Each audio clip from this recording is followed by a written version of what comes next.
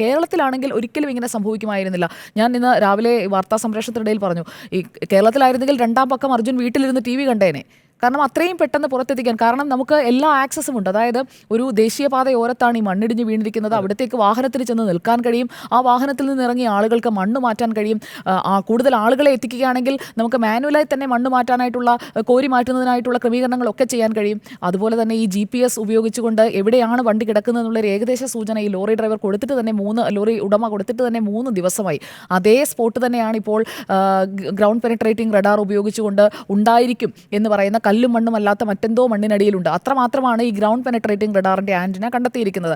അവിടേക്ക് ഈ GPR കൊണ്ടുവരണം എന്നുള്ള സജഷൻ കേരളത്തിന്റെ ഭാഗത്തു നിന്ന് പോയതിനു ശേഷം അത് നടപ്പാക്കാൻ വീണ്ടും എടുത്തു 1 ദിവസത്തെ സമയം.